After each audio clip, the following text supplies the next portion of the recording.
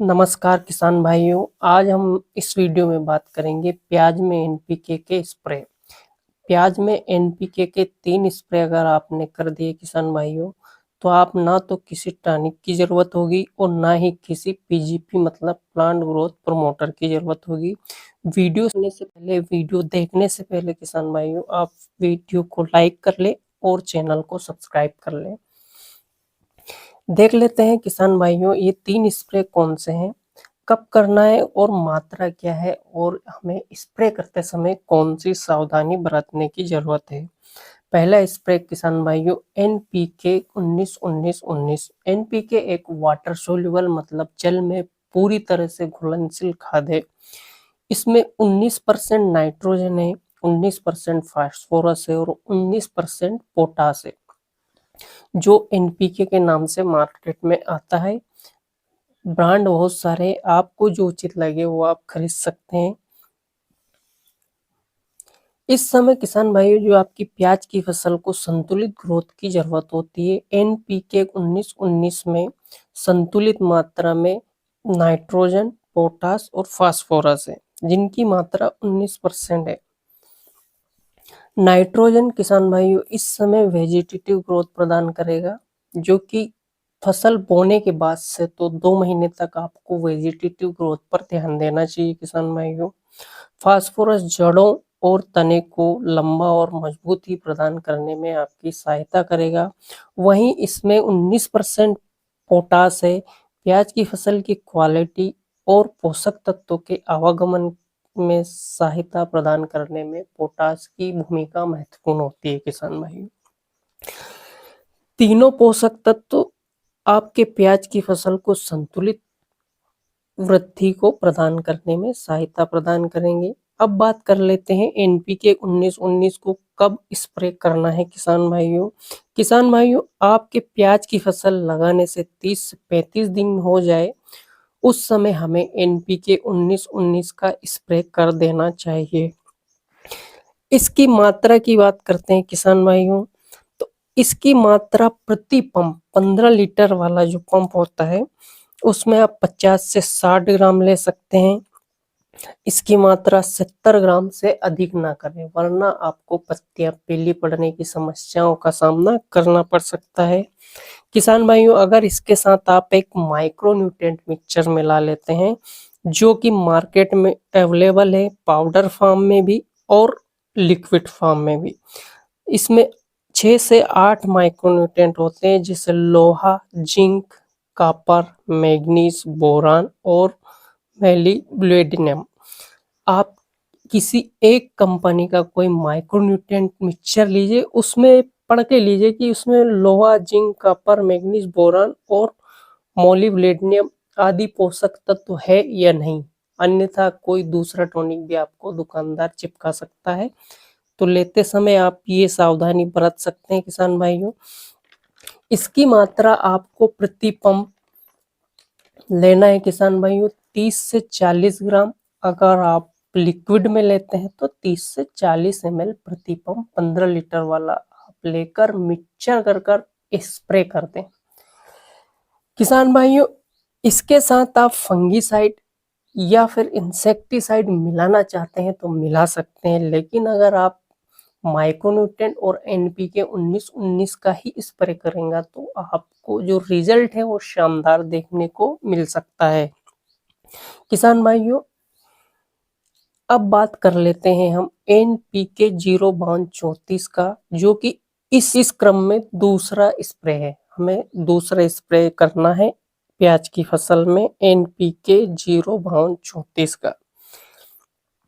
इसमें 0% नाइट्रोजन होता है, 52% फास्फोरस होता है और 34% पोटास होता है। किसान भाइयों, जब हम एनपीके 0-34 का स्प्रे करते हैं, उस समय पोटास की वनस्पतिक वृद्धि अर्थात लंबाई पर कम ध्यान रहेगा। इस समय हमें अपने पौधे की लंबाई पर कम, जबकि चौड़ाई और उसकी जड़ों के विकास पर अधिक ध्यान देना चाहिए किसान भाइयों। तो इसमें नाइट्रोजन 0% है, फास्फोरस 52% होता है। इसमें फास्फोरस 52% होता है, जो कि आपके पौधे की जड़ों और तने की मोटाई में की वृद्धि में सहायता प्रदान करेगा। वहीं पर ये क्लोरोफिल की मात्रा बनाए रखेगा, तो आपके प्याज की फसल हरी नजर आएगी, जिससे आपकी प्याज की फसल एक अच्छी ग्रोथ प्रदान करेगी। किसान भाइयों, वहीं इसमें देख लेते हैं कि पोटाश 34% है। पोटाश है जो फसल में गुणवत्ता प्रदान करता है और एंजाइम एक्टिविटी को बढ़ाता है, जिससे पौधे सभी पोषक तत्वों का अच्छे से ग्रहण करते हैं और उनकी जो वृद्धि और विकास अच्छे से बना रहता है। किसान भाइयों, अब बात कर लेते हैं इस स्प्रे को हम किस अवधि में करना चाहिए।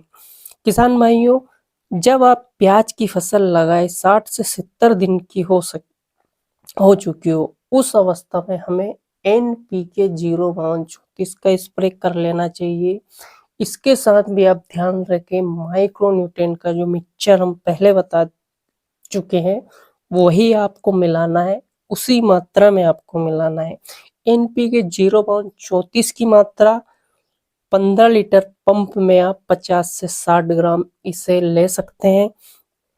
ज्यादा स्प्रे ना करें किसान भाइयों, 70 से 80, कुछ किसान भाइयों 100 ग्राम तक प्रति पंप के हिसाब से कर देते हैं, तो उनकी जो प्याज की फसल है वो पीली पड़ जाती है, तो हमें फायदे की जगह नुकसान हो जाएगा। इसलिए हमें इसका जो स्प्रे है 50 से 60 ग्राम प्रति पंप के हिसाब से ही करना चाहिए। और इसके साथ आप माइक्रोन्यूट्रिएंट का जो मिक्सचर मिला लें किसान भाइयों, तो आपको जो रिजल्ट होगा शानदार देखने को मिलेगा। इस अवस्था में अगर आप ये 2 स्प्रे कर देते हैं तो आपको लगेगा कि आपकी प्याज की जो फसल है की ग्रोथ है वो अन्य जो प्याज की फसल है उससे अच्छी चल रही है। इसके साथ आप चाहे तो फंगीसाइड, इंसेक्टिसाइड मिला सकते हैं, लेकिन नहीं मिलाएंगे तो रिजल्ट शानदार देखने को मिलेंगे। इस क्रम में अंतिम और तीसरा स्प्रे NPK 0050 का करना चाहिए किसान भाइयों। इसमें 0% नाइट्रोजन है और 0% फास्फोरस है और 50% इसमें पोटास है।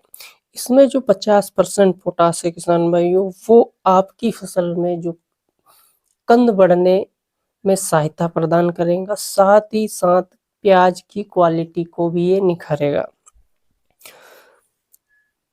तो किसान भाइयों, आपको इसका स्प्रे कब करना चाहिए, अब हम इस पे बात कर लेते हैं। किसान भाइयों, इसे प्याज की अंतिम स्टेज में आपको स्प्रे करना है, जब आपके प्याज की फसल को आप खेत से उखाड़ने से 20 से 25 दिन पहले या फिर 100 दिन के बाद आप इसका प्रयोग आपकी प्याज की फसल में कर सकते हैं। इसकी मात्रा भी आप 50 से 60 ग्राम ले सकते हैं किसान भाइयों। इसके साथ आप चाहे तो माइक्रोन्यूट्रिएंट मिला लें, और अगर नहीं भी मिलाएंगे तो कोई आवश्यकता नहीं है, क्योंकि हम ऑलरेडी 2 बार माइक्रोन्यूट्रिएंट दे चुके हैं।